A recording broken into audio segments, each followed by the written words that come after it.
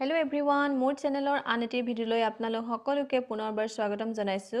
আজি বনাব লৈছো ৰসগোল্লা, তাৰ কাৰণে লৈছো গৰু গাখীৰ 1 লিটাৰ। এতিয়া মই গাখীৰখিনি কেৰাহীত দি দিম আৰু গেছৰ ফ্লেম অন কৰাই আছে।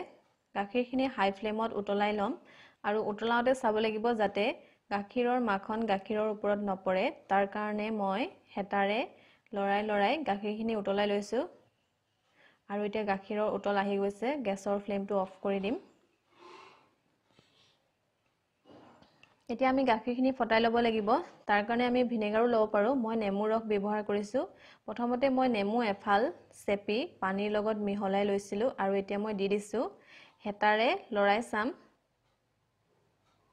এইখিনি মোৰ এতিয়া ফাটি যোৱা নাই, সেইকাৰণে মই আৰু অলপ নেমু চেপি লৈছোঁ আৰু পানীৰ লগত মিহলাই লৈছোঁ। তাৰ পাছত চামুচেৰে দি চাম। এতিয়া মই চামুচেৰে দি চাইছোঁ। 3 চামুচ দিয়াৰ পিছত আকৌ হেতাৰে লৰাই চাম, যদি ফাটি গৈছে আৰু দিয়াৰ প্ৰয়োজন নাই। মোৰ নেমু এফালতকৈ অলপ বেছি ব্যৱহাৰ হৈছে।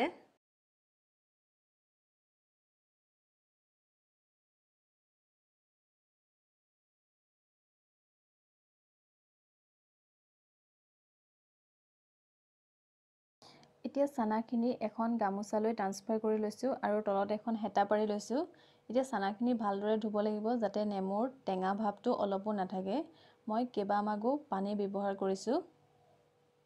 আপোনালোকে টেপৰ তলতো গামলাটো নি চানাখিনি ভালদৰে ধুই ল'ব পাৰে।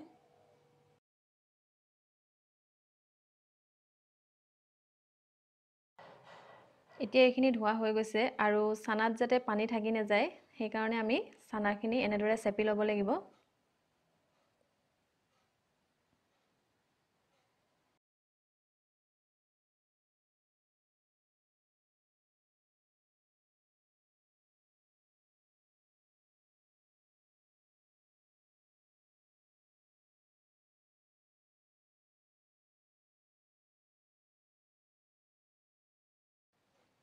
এতিয়া চানাখিনি 1 ঘণ্টাৰ কাৰণে এনেদৰে ষ্টিলৰ ৰেকত যিবিলাক হুক থাকে তাতে ওলমাই ৰাখিছোঁ আৰু তলত এটা গামলা ৰাখিছোঁ তাৰ পৰা পানী নিগৰি পৰিবৰ কাৰণে।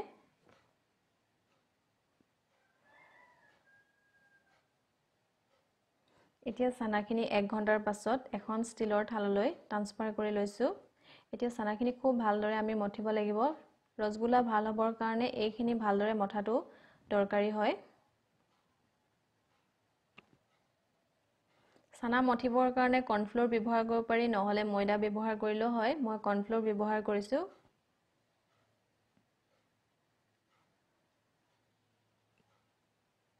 এতিয়া ইয়াতে কৰ্ণফ্ল'ৰ 1 চামুচ দি দিছোঁ।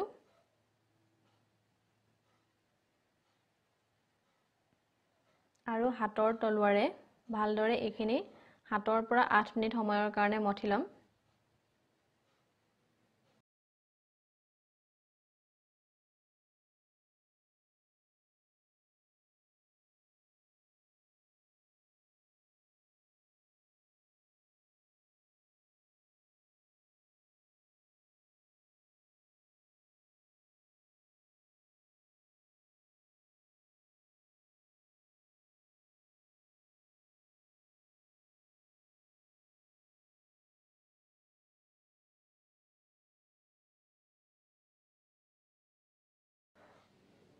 এতিয়া মই সৰু সৰুকৈ লাডু বনাই যাম।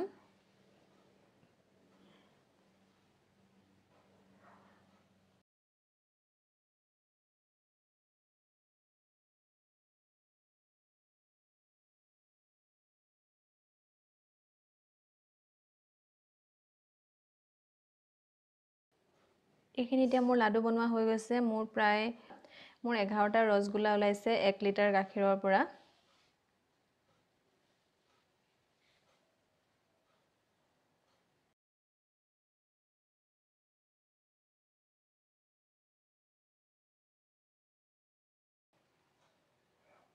চাহ খোৱা কাপেৰে 1.5 কাপ চেনি দিছোঁ আৰু পানী দিম 6 কাপ সেই একেটা কাপেৰে।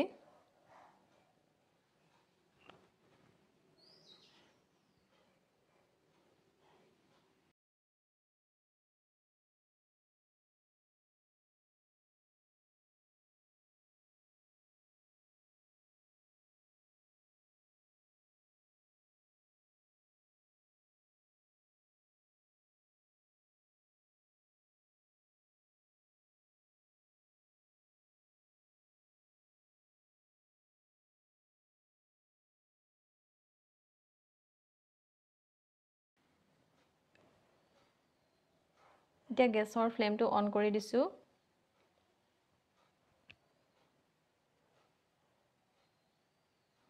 আৰু যেতিয়া এনেদৰে উতলি আহিব তেতিয়া আমি এটা এটাকৈ ৰসগোল্লা দি যাম। একেলগে গোটেইখিনি দিব নালাগে, এটা এটাকৈ দি যাব লাগে।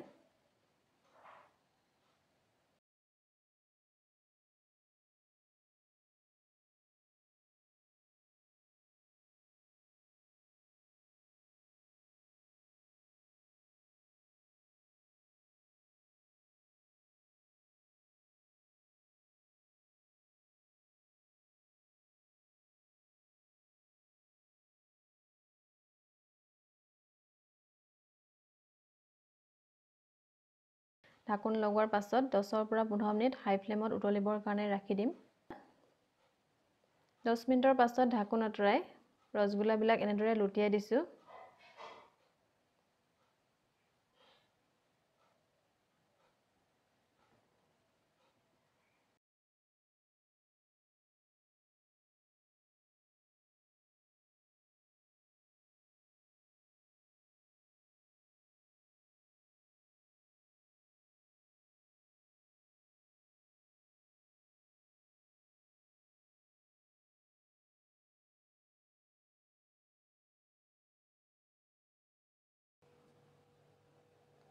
এতিয়া ৰসগোল্লাখিনি আৰু 5 মিনিটৰ কাৰণে ঢাকোন লগাই সিজিবলৈ ৰাখি দিম।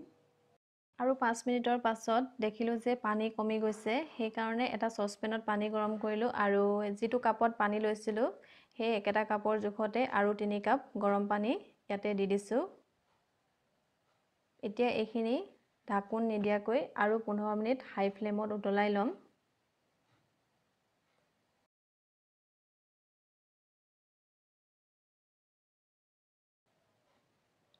ঢাকোন নিদিয়াকৈ আৰু 15 মিনিট উতলোৱাৰ পাছত গেছৰ ফ্লেমটো অফ কৰি দিছোঁ।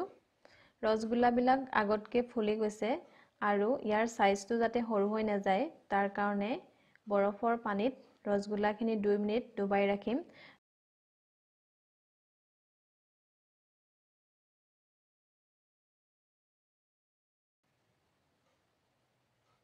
এতিয়া গোটেইখিনি ৰসগোল্লা বৰফৰ পানীলৈ লৈ গৈছোঁ।